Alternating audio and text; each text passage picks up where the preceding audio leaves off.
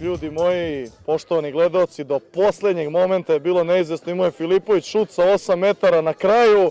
Treći polufinalista u BG 33 lige na Novom Beogradu, ekipa Auto kuće Sekulić, predvođena Đorđem Petrovićem. Čestitke, Đorđe.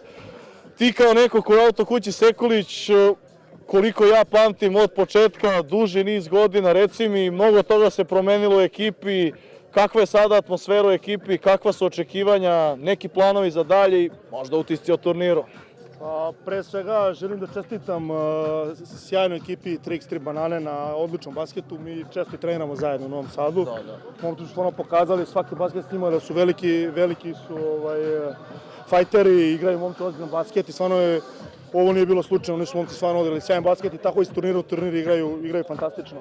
Što se tiče Auto kuće Sekulić, tu sam jako pravo od početka sam bio, menjalo se mnogo igrača, jebi ga, mislim, to je bio i sled situacija, momci su odlazili mnogi ove godine, mogu reći, momci su otišli da igraju Masterse, igraju ozbiljne turnire. Baš primjer Miloša Šupice. Miloš Šupica, nema, ima mnogo igrača ozbiljnih otišlo, nema šta, bilo je tu svaka im čast, nema šta, ja sam samo njima mogu da poželim sreću i to je to. Mi smo ostali, koji smo ostali smo se borimo i to je to, šta, fajterski.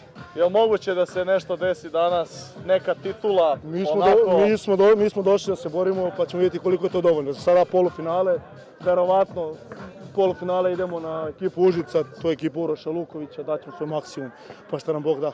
Čestitke, Đorđe, srećno u polufinalu. Poštovani gledalci, i ova Đorđe Petrović iz ekipe Auto kuće Sekulić. Sledi poslednji četvrtfinalni duel između ekipe 3x3 Užica i izbačeni van reketa.